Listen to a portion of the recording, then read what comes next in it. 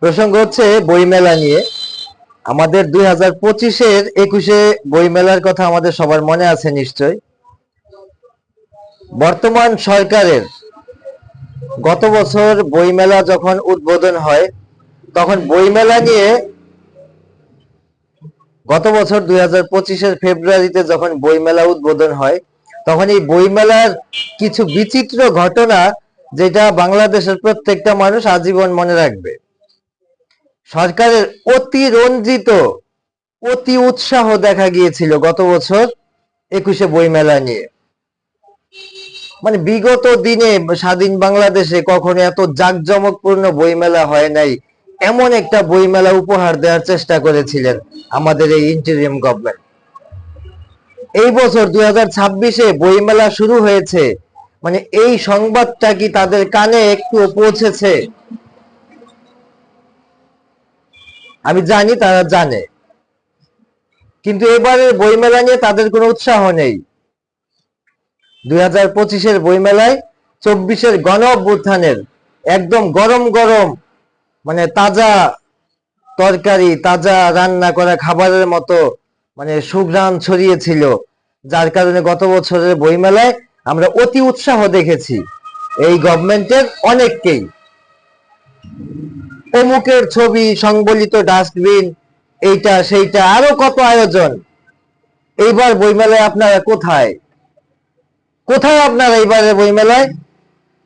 বইমেলা চলছে। আর 21-এ বইমেলা, এই মেলাটা শুধু মানে বই বিক্রির ব্যাপার না, এই বইমেলার সাথে আমাদের ভাষা আন্দোলন জড়িত।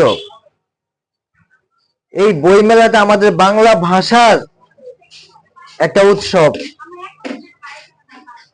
এই মাসে 21-এ ফেব্রুয়ারি নির্বাচনের দোহাই দিয়ে আপনারা কি এবার আমাদের 21-এ ফেব্রুয়ারিতে বানচালের কোন ষড়যন্ত্র এঁকে রেখেছেন?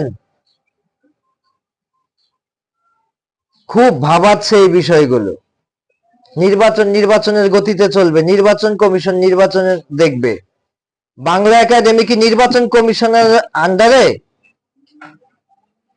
বাংলা একাডেমি, প্রকাশনা, এগুলো কি আপনার স্বরাষ্ট্র অধিদপ্তরের, নির্বাচন কমিশনের? এটার জন্য আলাদা একটা অধিদপ্তর রয়েছে, এটার জন্য আলাদা একটা মন্ত্রণালয় রয়েছে, সেই মন্ত্রণালয় দেখবে। খুব গালি দিতে ইচ্ছা করে আমাদের সেই তথাকথিত উপদেষ্টাকে, আমাদের মিডিয়ার সিনিয়র বড় ভাই, খুব গালি দিতে ইচ্ছা করে। আসলে সংসারের পিছু টান কাঁধে রয়েছে, তো বউ বাচ্চা রয়েছে, যার কারণে আসলে চাইলেই বুক ফুলিয়ে মুখ ফুচিয়ে সবসময় সব কথা বলতে পারি না। এখনো সময় আছে। নির্বাচনের দোহাই দিয়ে ভাষা আন্দোলনের এই মাসে অন্তর্পক্ষে 21-এ বইমেলা নিয়ে আপনারা যদি আপনাদের বাজে কোনো গল্প থাকে, বাজে কোনো স্ক্রিপ্ট থাকে, সেটাকে ছুঁড়ে ফেলে দিন। এখনো সময় আছে। বইমেলার উৎসবে সক্রিয় হন। বইমেলার স্টলগুলো এখনো খালি। এই স্টলগুলোতে কোনো দোকান বসবে বলে মনে হচ্ছে না। নিরাপত্তার ঘাটতি ঊর্ধ্বতন কর্মকর্তারা জানাচ্ছেন। আজকে আমি একা বলছি, কালকে সবাই কথা বলবে।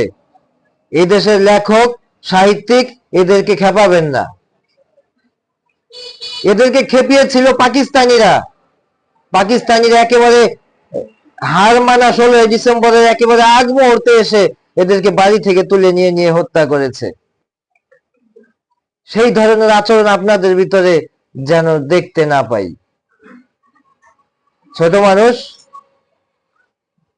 লেখক মানুষ, চাইলেও অনেক কিছু বলতে পারি না। আমার কথায় কষ্ট পেয়ে থাকলে ক্ষমা সুন্দর দৃষ্টিতে দেখবেন।